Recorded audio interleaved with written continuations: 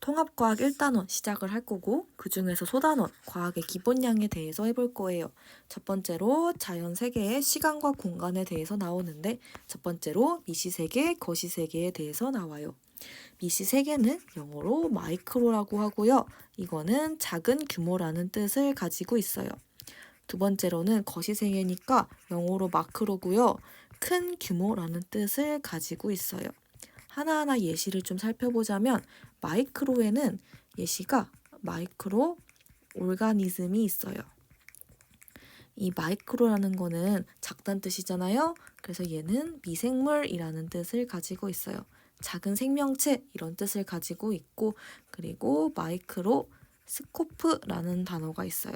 이거 현미경이거든요.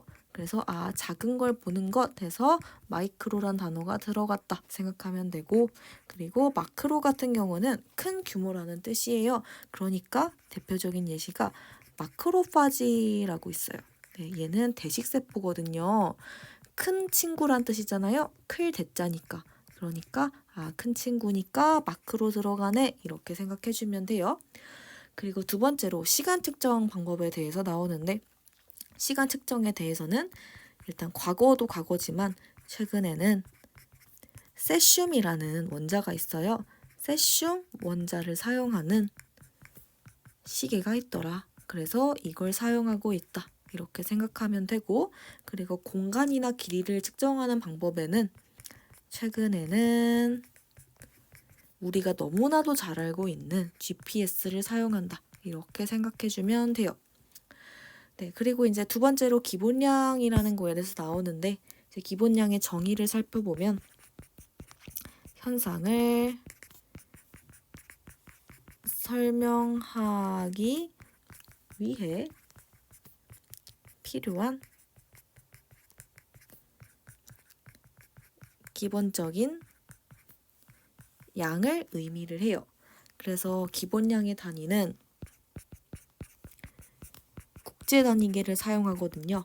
근데 이거를 영어로 하면 System of International Unit이에요. 그래서 이게 너무 길잖아요. 그렇다 보니까 SI를 땄어요. 그래서 이거를 SI라고 줄여서 씁니다. 그래서 국제 단위계가 기준이 되는 게 기본량이에요. 그래서 기본량에는 7개의 기본량이 있거든요. 그래서 7개의 기본량이 있는데 살펴보자면 길이 같은 경우는 영어로 m이라고 쓰고 미터라고 읽어요. 그리고 질량 같은 경우는 킬로그램이라고 쓰고 킬로그램이라고 읽습니다. 그리고 광도 같은 경우는 빛의 강도거든요. 그래갖고 CD라고 쓰고 칸델라라고 읽어요. 그리고 몰질량이라고 하는 거는 몰이라고 쓰고 읽을 때도 몰이라고 읽습니다. 그리고 온도 같은 경우는 K라고 쓰고 켈빈이라고 읽습니다. 그리고 전류 같은 경우는 A라고 쓰고 암페어라고 읽습니다. 그리고 마지막으로 시간 같은 경우는 S라고 쓰고 세컨드라고 읽습니다. 그래서 이렇게 기본량의 단위는 7개가 있는데 이거를 정의할 때는 기본 상수를 구하는 실험 방법을 사용하여 정의를 해요. 그러면 이 기본 상수가 뭐냐라고 할 수가 있는데 이거는 자연에서 항상 일정한 양을 가지는 물리량을 의미를 해요. 그래서 기본 상수를 물리 상수라고 표현을 하기도 합니다. 그래서 기본 상수의 예시를 좀 들어보자면 빛의 속력, 기본, 전하, 플랑크 상수, 아보가드로 상수 등등등이 있어요. 이걸 하나하나 엄청 자세하게 살펴보진 않을 건데 그래도 설명을 간단하게 드리면 빛의 속력 같은 경우는 우리가 너무나도 잘 알고 있는 E는 mc제곱이라는 공식이 있잖아요.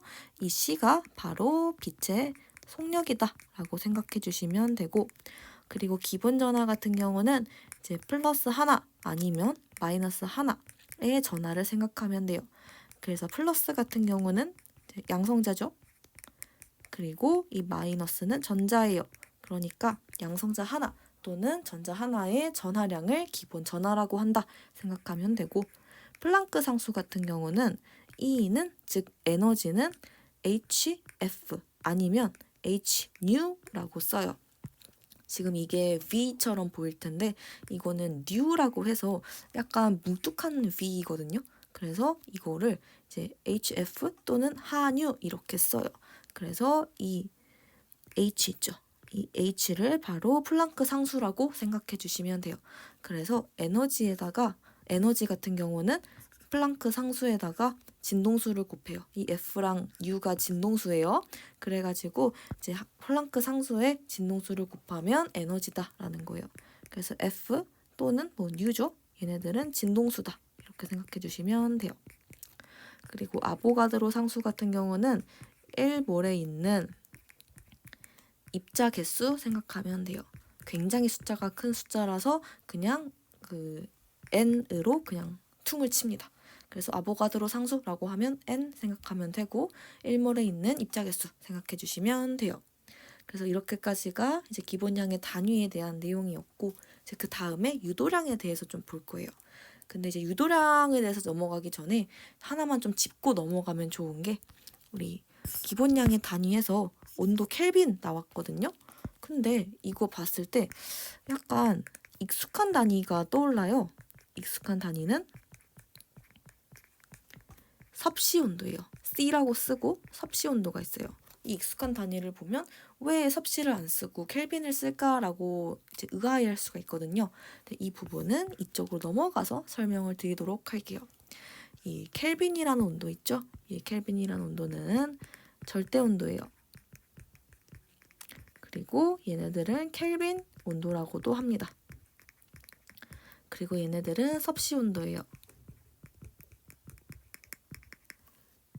켈빈은 섭씨 온도에다가 273을 더한 값이다. 이렇게 생각을 해주시면 돼요. 그래서 여기서 궁금한 게 왜 켈빈이라는 온도를 섭씨 온도 놔두고 또 쓸까? 이렇게 생각할 수가 있거든요. 근데 이게 왜 그러냐면 켈빈 같은 경우는 0 이상의 값을 가져요. 즉 섭씨 온도로 환산을 하면 마이너스 273 이상의 값을 가져야 해요. 왜 이렇게 0 이상의 값을 가지냐면요. 0 켈빈이라고 하는 거는 여기 나와 있다시피 절대 0도예요. 그래서 얘 같은 경우는 물질이 스탑한 온도다라고 보시면 돼요. 즉, 이 0 켈빈에서는 물질이 아예 움직이지 않아요. 0 켈빈이 넘어가면 물질이 점점 움직여가지고 에너지를 가지고 온도가 올라가는 거거든요. 물질이 정지했는데 더 정지하는 건 불가능해요. 그러니까 0 켈빈 아래로 내려가는 건 불가능하다 생각하면 돼요. 불가능하기 때문에 0 켈빈이 이제 무조건 최저 온도고, 그렇기 때문에 섭씨 온도에서는 자연스럽게 마이너스 273보다 큰 온도만 가능하다. 이렇게 생각해 주시면 돼요.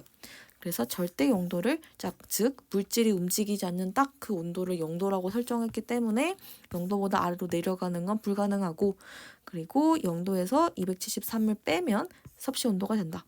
그래서 0도에서 얼고 100도에서 끓는 게 물인데 여기서 273을 다 더하니까 이게 켈빈 온도가 되더라 라고 생각을 해주시면 돼요.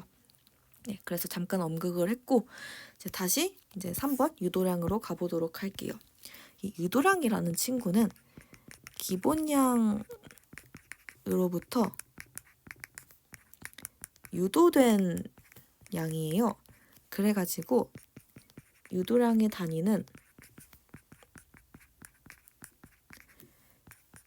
기본량의 단위를 조합해서 표현을 해요. 예시를 들어보자면 넓이는 미터 제곱이죠. 부피는 미터 세제곱이죠. 속력은 미터 퍼 세크예요. 가속도는 미터 퍼 세크 제곱이에요. 그리고 밀도는 킬로그램 퍼 미터 세제곱이고 힘은 킬로그램 미터 퍼 세크 제곱이에요.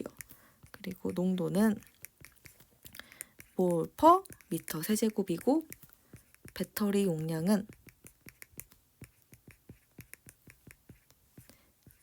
AH라고 쓰고 이거 읽을 때는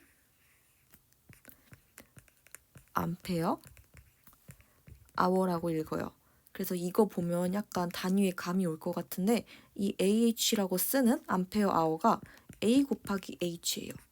이 A 같은 경우는 위로 올라가면 이 전류의 A가 맞습니다. 그래서 이 A는 전류고요. 이 H는 hour라는 뜻에서 시간이란 뜻을 가지고 있어요. 그래가지고 AH라고 써있을 때는 전류 곱하기 1시간이라고 생각을 해주면 돼요. 그리고 여기서 속력과 속도에 대한 개념 한번 추가적으로 설명을 드리면 속도는 크기랑 방향성이 있어요. 속력은 크기만 가지고 있어요. 그래서 이거 예시를 한번 살펴보자면 내가 여기서 시작을 했는데 이렇게 오른쪽으로 3m/s로 이동을 해요. 그러면 이때 속도를 물어봤을 경우에는 오른쪽이라는 방향으로 3m/s라는 크기를 가지고 이동을 하더라라고 생각하면 되고 그리고 속력 같은 경우는 크기만 물어봤잖아요. 그러니까 방향성 말 안 해도 돼요.